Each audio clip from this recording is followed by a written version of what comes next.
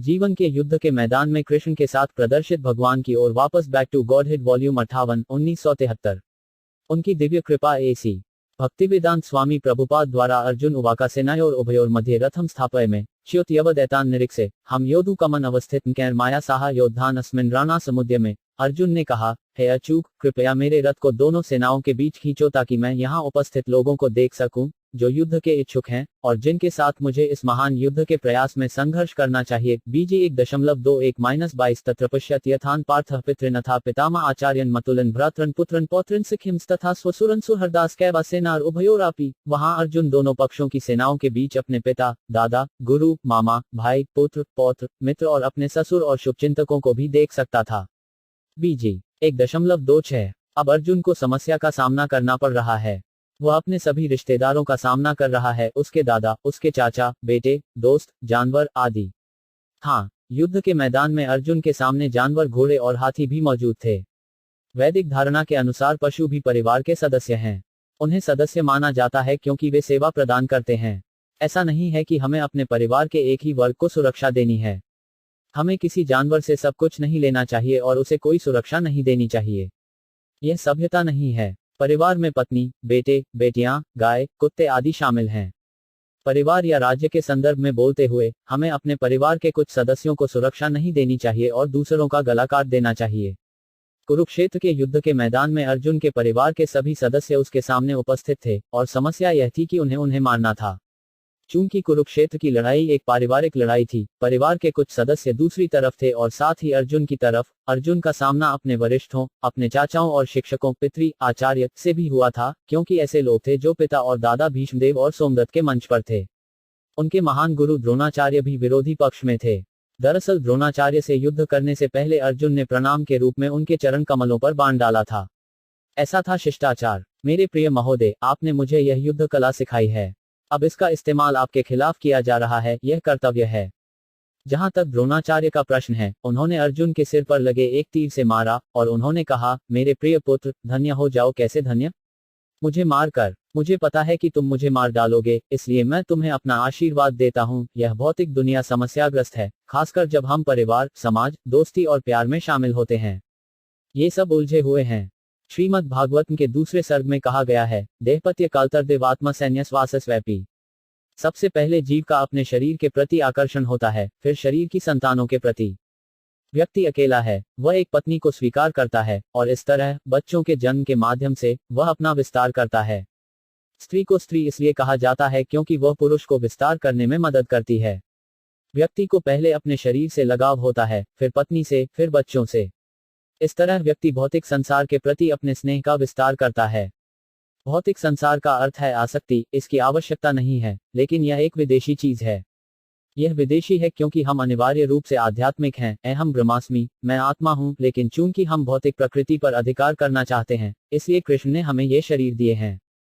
वह महान देवता ब्रह्मा को या चींटी को एक शरीर देता है जो कुछ भी चाहता है। अगर हम बाघ का शरीर चाहते हैं तो कृष्ण देंगे, यदि हम सुअर का शरीर चाहते हैं तो वह भी देगा, और यदि हमें ब्रह्मा जैसे देवता का शरीर चाहिए तो वे दे देंगे। अगर हमें एक अमेरिकी या भारतीय या अंग्रेजी निकाय चाहिए तो कृष्ण देंगे।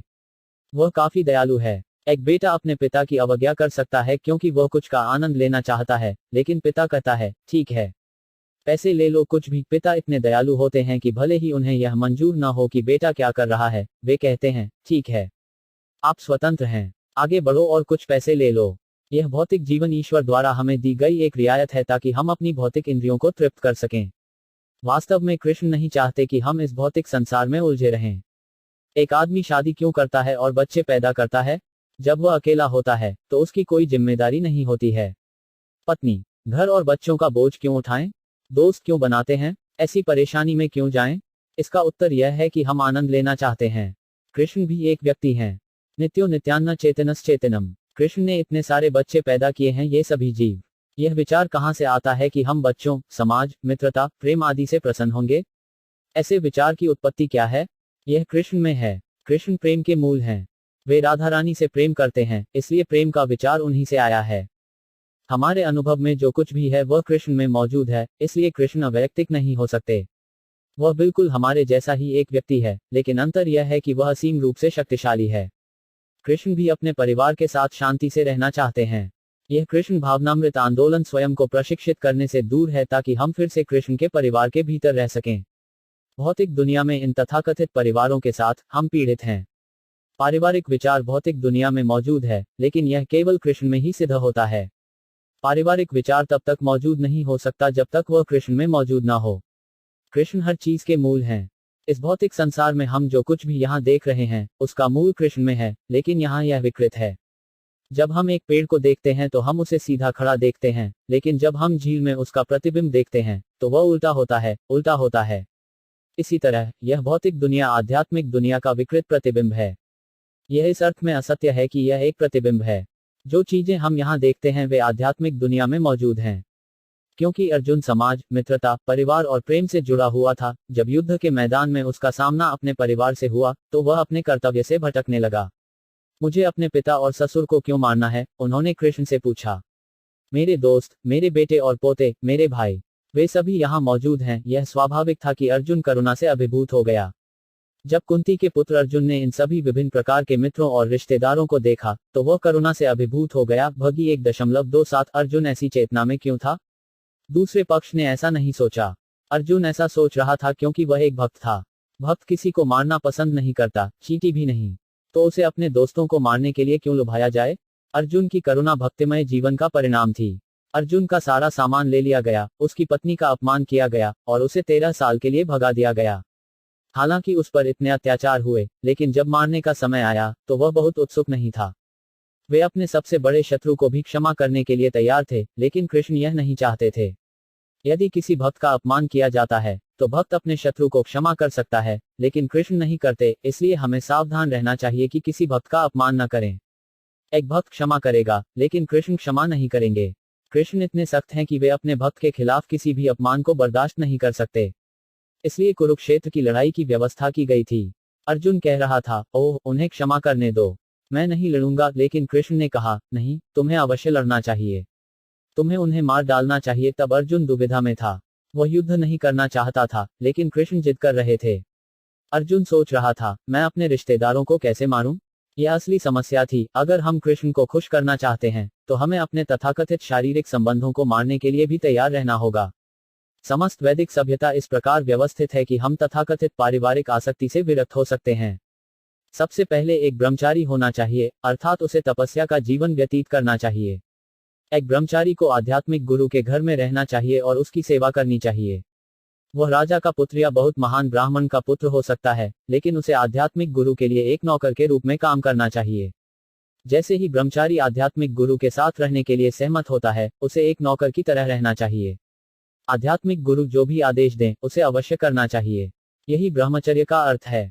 कृष्ण के अलावा कोई और हमें सुरक्षा नहीं दे सकता, इसलिए हमें उनकी शरण में जाना चाहिए। आमतौर पर ब्रह्मचारी वही करने के लिए उत्सुक होते हैं जो आध्यात्मिक गुरु पूछते हैं, क्योंकि वे बच्चे हैं और 5 साल की उम्र से ब्रह्मचर्य का जीवन शुरू करते हैं। बच्चा पूछने पर कुछ भी करेगा। अगर उसे घर घर जाकर आध्यात्मिक गुरु के लिए भीख मांगने के लिए कहा जाए तो वह ऐसा करेगा। और जब कोई बच्चा खाना या पैसा मांगता है तो वह उसे तुरंत दे देता है। इस तरह ब्रह्मचारी आध्यात्मिक गुरु के पास चीजें लाता है और ये चीजें आध्यात्मिक गुरु की संपत्ति बन जाती हैं। ऐसा नहीं है कि ब्रह्मचारी ने भीख मांगी है, इसलिए उसे जो मिलता है वह उसकी संपत्ति है। यह आध्यात्मिक गुरु को दिया जाता है। भोजन के बाद या जो कुछ भी बनाया जाता है, आध्यात्मिक गुरु ब्रह्मचारी से कहते हैं, मेरे बेटे, चलो प्रसाद लो। यदि आध्यात्मिक गुरु ब्रह्मचारी को बुलाना भूल जाता है तो ब्रह्मचारी भोजन नहीं करेगा। यद्यपि ब्रह्मचारी भोजन मांगता है और उसे आध्यात्मिक गुरु के पास ले जाता है, यदि आध्यात्मिक गुरु उसे खाने के लिए नहीं कहता है तो वह नहीं खाएगा, वह भूखा रहेगा। यह ब्रह्मचारी जीवन है। इस प्रकार व्यक्ति को पहले कठोर और सहनशील बनने के लिए प्रशिक्षित किया जाता है।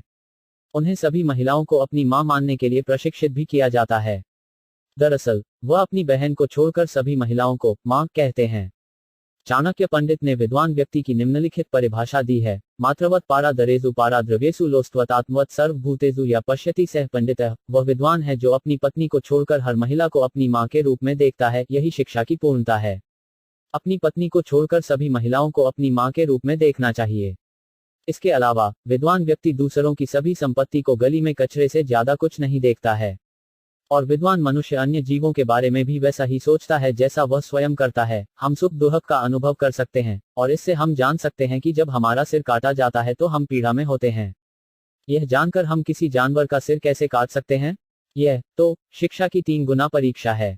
पंडित, यह विद्वान पुरुष सभी महिलाओं को अपनी मां के रूप में देखता है और सभी संपत्ति को गली में कचरे से अधिक नहीं देखता है, और वह सभी जीवों को वैसा ही मानता है जैसा वह खुद को मानता है।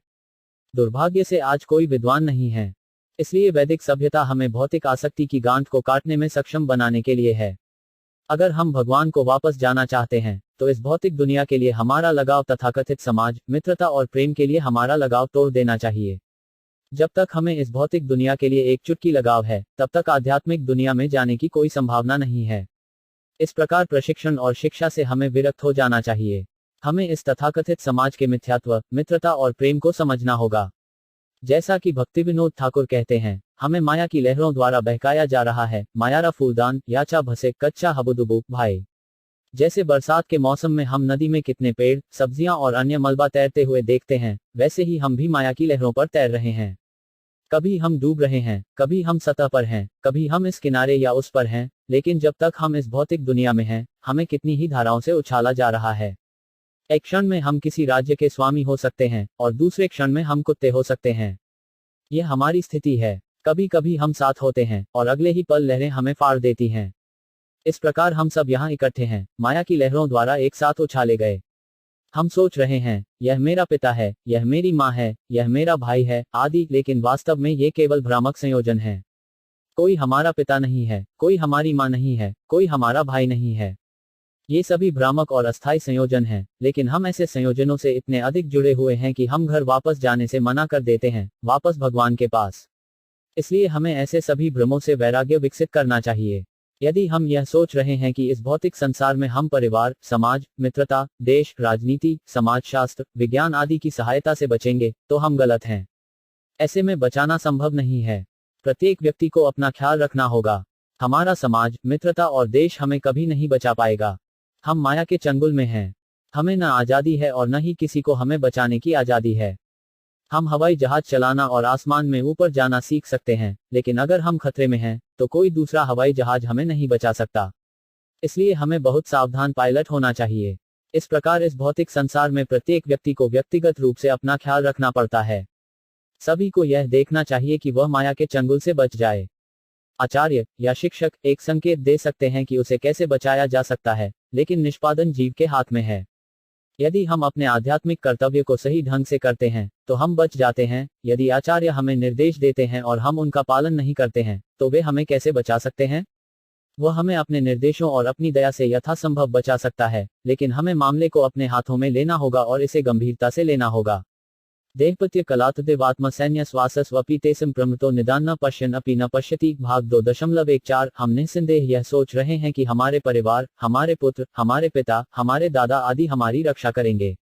हर कोई यह सोच रहा है कि उसका राष्ट्र, समुदाय, दर्शन, राजनीति या जो कुछ भी उसे बचाएगा, लेकिन सभी ये चीजें अस्थायी हैं। वे आते हैं और जाते हैं। जो समाज, मित्रता और प्रेम से बहुत अधिक आसक्त है, वह वास्तव में पागल है। वह यह नहीं देखता कि जिस पिता ने उसे छोटा बच्चा होने पर सुरक्षा दी थी, वह अब उसे सुरक्षा नहीं दे रहा है। अब कोई सोच रहा होगा कि उसके बेटे या पत्नी उसे सुरक्षा दे रहे हैं, लेकिन यह कब तक चलेगा? वास्तव में केवल कृष्ण ही हमें सुरक्षा दे सकते हैं, और वे हमेशा सुरक्षा दे सकते हैं। समाज, मित्रता और प्रेम समाप्त हो जाएगा। जैसे हमारे दादा दादी खत्म हो सकते हैं, वैसे ही भविष्य में हमारे बेटे और पोते भी खत्म हो जाएंगे। तो कोई और नहीं बल्कि कृष्ण वास्तव में हमें सुरक्षा दे सकते हैं। इसलिए हमें उनकी शरण में जाना चाहिए। सर्वधर्मं परित्याज्य मम एकम शरणं व्रज अहं त्वं सर्व पापेभ्यो मोक्षयिष्यामि मा शुचः। सभी प्रकार के धर्मों का परित्याग करो और केवल मेरी शरण में जाओ। मैं तुम्हें सभी पापपूर्ण प्रतिक्रियाओं से छुड़ाऊंगा।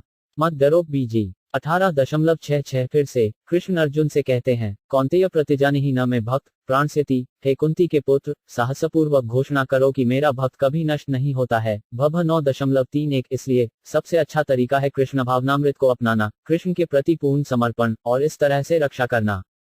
अन्यथा कोई सुरक्षा नहीं है। हम माया की लहरों से बहक जाएंगे।